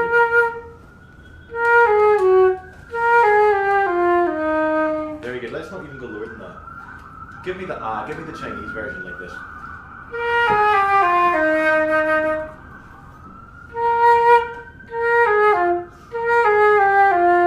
Good. Stop in the E flat for me. Da da da da da. By the way, I mean no rudeness when I call it the Chinese version. I just mean because the vowels are that way rather than this way. Just occurred there's a lot of people watching and I know everyone likes to have a good go. Now try the other way. I'm kind of almost like this is my face if I imagine speaking and be like, hello.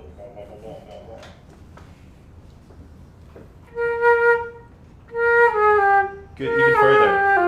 Yes, you're in the right direction, but you can go so much further than that. Very good. So how about we join it up?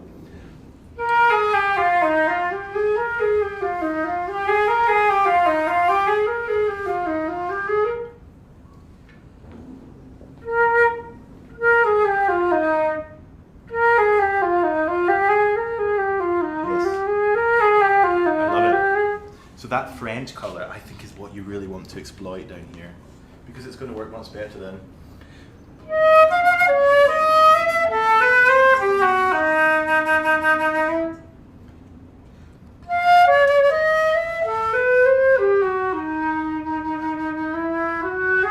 You know what I'm getting at?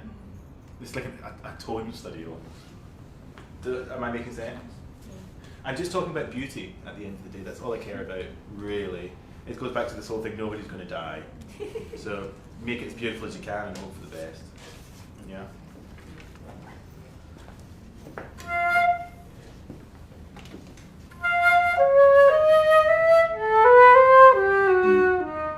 Good.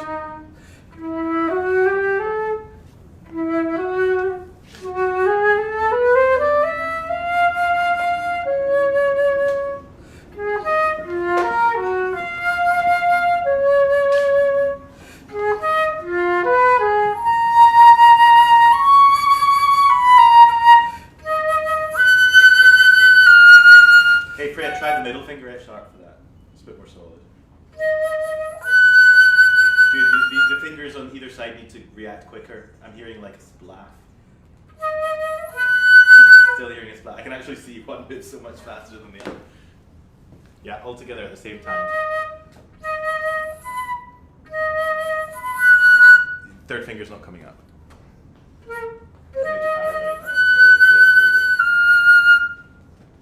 Keep it? Yeah, buy that one.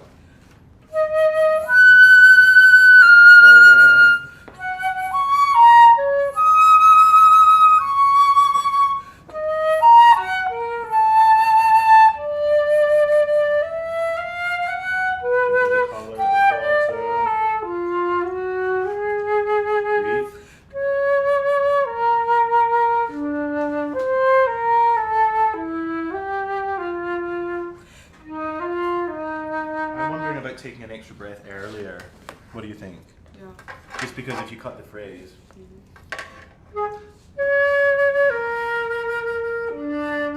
There's a better place.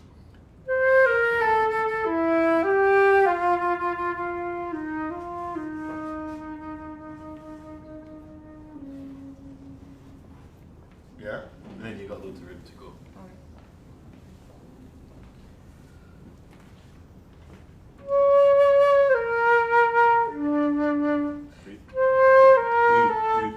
Sorry, don't stop. Keep going. I'm just going to talk over you.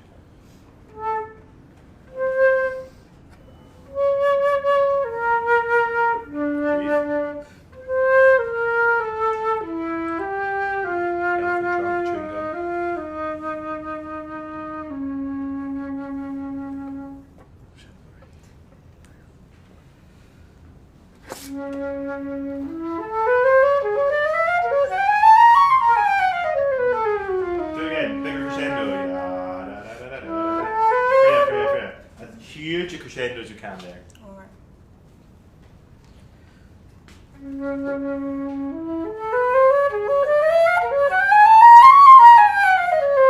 Play me the B flat as loud as you can. Louder. Louder. Just the B flat, just the B flat, as loud as you can. Is that the B flat? This B flat. Yeah. Yeah, oh, play it. Sorry, I thought it was a D flat. Play it again. Play it as a harmonic of low E flat. So I'm going to play real B flat, low E flat. Yeah, it was a D flat. Yeah, B flat we want.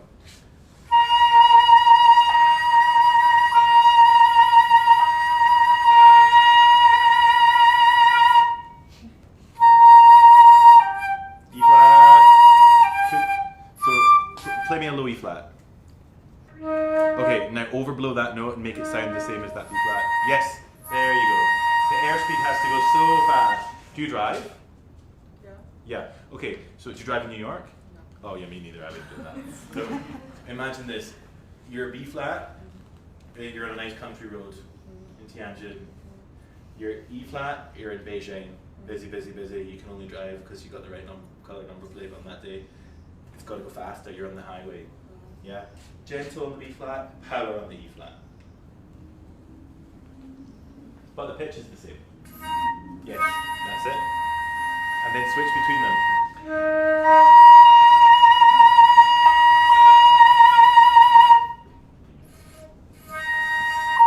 Yes. Now, once I settled into that, I expand this. I literally open it up like, so my face is like this size. And then I can get volume. At the moment, your face is so tiny.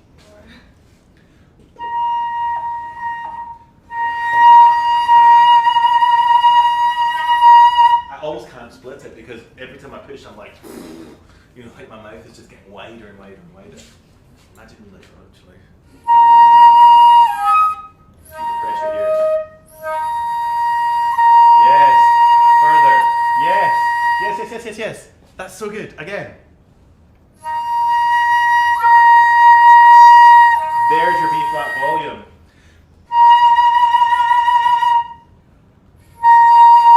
Okay, good. That is the volume I want to reach when we get there. That's like double what we had before. Volume, volume, volume.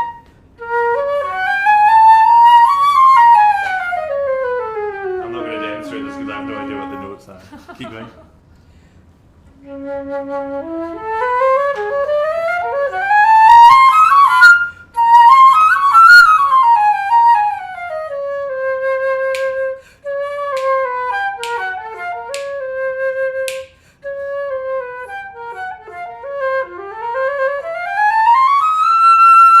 Good, pinky off for the toppy. Pinky off for the toppy. Just lift the pinky off. Yeah, when it's light E, take the pinky off. Keep the pitch down.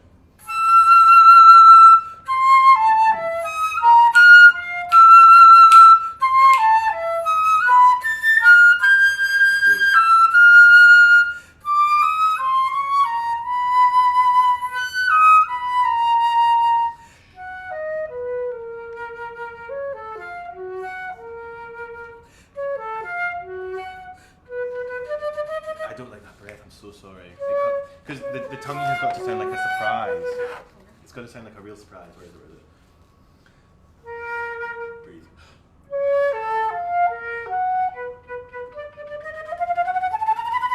Yeah? Something like that.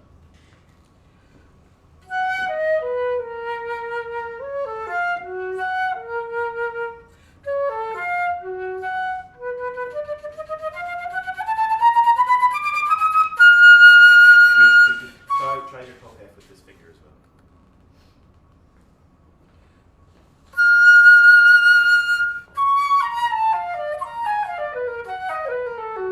Good. You know, if I was to sum everything up, here's what it is. You play great, but you've got to take it one stage further than playing the flute, and you have to ask yourself a question. And the question is, are you going to be a musician who plays the flute, or are you going to be a flute player who plays music? There's a difference. And I think the answer has to be a musician who plays the flute. The music always comes first. The technical issues that we have on our instrument, that's just tough. That's just the way it is. Every instrument has them. And it's our job as a technician on our instrument to be methodical in our practice, that we can overcome some of those challenges. But when it comes to your flute playing, it's great. But when it comes to the music making, I want to be more captivated. And that comes with courage, actually. There comes a point when you said, as I'm saying, I don't care too much really what anyone else thinks now, and I'm just going to do the best I can in the moment. And you just play it so well, but you're inhibited. And you need to care so much less about these people and just have such a blast. Because I mean, this is a real cool job. Do you mean? Like, it's great. Whether this is your profession or not, we're lucky to get to do this. There's a lot of people who don't have anything like this in their life. And we were all lucky enough that as kids or as adults or whatever, and somehow we ended up blowing down a metal tube and loved it, and met so many other crazy people in the process who also love blowing down metal tubes. And just enjoy this whole experience of being a flute player way more. Because the flute playing is good. It's really good. And I know that the imagination is there inside you. You're just a little bit timid to let it out yet. So again, it comes back to recording yourself. Do you do this? Yeah. Yeah. And do you ever listen to your recordings and then fix things you're not happy with? Sometimes. It's hard to do. Yeah. I mean, sometimes I record myself in practice and I can't face listening back to it. I'm like, I just don't even want to know. And other times I listen back and I'm pleasantly surprised. I'm like, you know what? There's things in that actually I quite liked. There's always things we want to improve, of course. And it's important to find a balance of both. But you are a good flute player, really good flute player. But I need you to become a great flute player, but an incredible musician. And it's inside you. There's nothing I can teach you to say, this is how you do it. It's just about you allowing it to be released. Like Jurassic Park, when the electric fence switches off and the Tyrannosaurus Rex comes out. I need the Tyrannosaurus Rex to come out. Yeah? You only like the kind of little fluffy ones that aren't going to hurt you. You want the real ones that the water goes boom. Do you know what I mean? Like, this is what we have to do. It's our job. But thank you. You sound great. Very good. Thank you. We've got a couple of minutes. Is there anything I want to ask? Like, anything at all? And I can try and give you some tips or thoughts, or... But if not, that's fine. You've still got Yamaha flutes that are very expensive, but really amazing to try. This is my personal favourite, easy carriage. I play the easy carriage, but no, this is it. This goes like a rocket. But is there anything I can help you guys with? Is there any like ideas about practicing something, or exercises, or anything? Don't have to be. No. It's a slightly awkward moment if no one asks, but that's fine. What did you think about? I hesitate to use the word support, We'll but just use it. when you were talking a lot about support and those muscles that are needed, were there any specific books you read about anatomy that helped you think about that more? Kind of. I mean, support is such an excuse for everything. You know, like this, like something can be. You can play the wrong fingering, and someone's like, "You're not supporting the thing." You know, like we blame everything on support. So really, what is support? It's really the process of making sure that the speed of the air and the quantity of the air, and some people talk about pressure, and I think pressure is kind of a combination of both of those things, is correct. So how do we do that? We talk a lot about the diaphragm, but if I was to chop you in half, you can see the diaphragm. This is why I think people like to talk about it. But if I say to you, move your bicep, you can do that. Or I say, move your shoulder muscle, you can do that. Move your diaphragm. You can't do it. You can't do it. It's an involuntary muscle. It cannot move unless you breathe. And what happens is it's kind of curvy like this, and you breathe, and it expands, and it goes flat, which creates more space for your lungs to take in more air. And then you release the air out, and it goes back up. That's the only way the diaphragm will move. It cannot move. You cannot go and move it. It doesn't do it. So what then are we actually using? Well, it's got to be your intercostal muscles, your tummy muscles, if you like. And so that's the muscles that I'm thinking about. And you can feel them, like you can feel that tension, that pressure, and you can hear it. You know, if I try and be floppy, it's very hard for us to not do it now because of years of training. You're all the same. You're all supporting the sound. Even DeShaun is supporting the sound. It's just I could hear if he just supported that a little bit more, it would be more stable in the sound. But there's this great exercise actually, where's my phone? I'll show you. Sorry, I'm not going to check my Facebook right now. I'm going to switch my metronome. If I put the metronome to 60, along with the fire truck, I'm going to give a huff on every note. I do it on a C because I find that I can put these two fingers in and I can put the G sharp key down, and it's just easier to hold. I couldn't care less what this sounds like.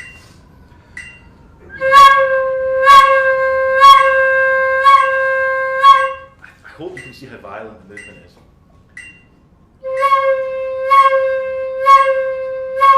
Can you? Yeah.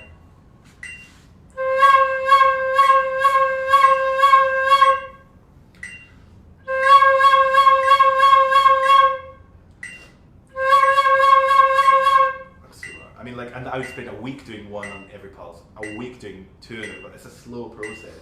And suddenly these muscles are engaged. And of course vibrato's all interlinked. And it's like a whole spider's web of things that all connect.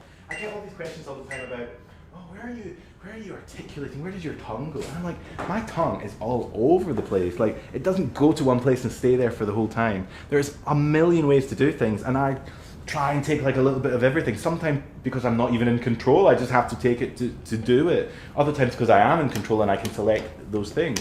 And the greatest flute players that I listen to are constantly choosing little things to change something that isn't just a way to do it and off they go. If it was that simple, we'd all sound the same. And we don't all sound the same, and that's the beauty of it. So it's about experimenting, it's about feeling things and being able to hear the difference, if that makes sense. There's another great little exercise I quite like to do. Oh, I hope I can do this having spoken and not played. If you take a high note, let's take a high E, and I'm going to do what's called the ghost harmonic. I don't know what you guys call it, but basically miss the note, you know, get the note underneath. Does that make sense?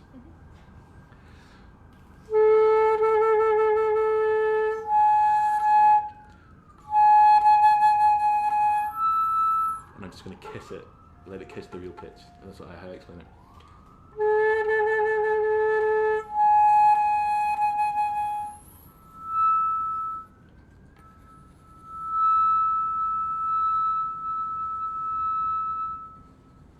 Do you know what I mean? Because the support has to be in place if you're going to get that pitch out. It's got to be. So just let it. I don't know if you can hear it. I'm trying to play it very quietly, which is the challenge. Do you know what I mean? It's a great exercise because the support has to be there.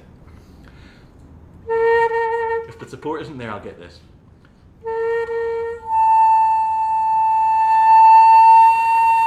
You know?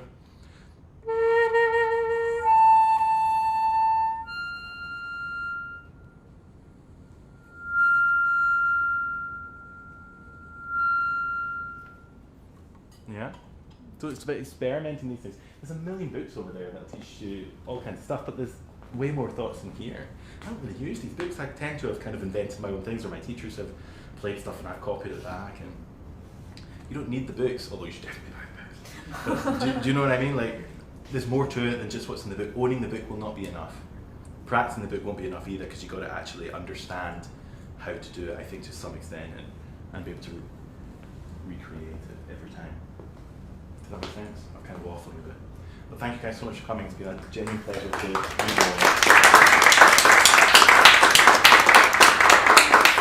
My pleasure, thank you. Thanks everyone for being And big thanks to here. Ashley to come and do this. Yes. Thank you. Thank you.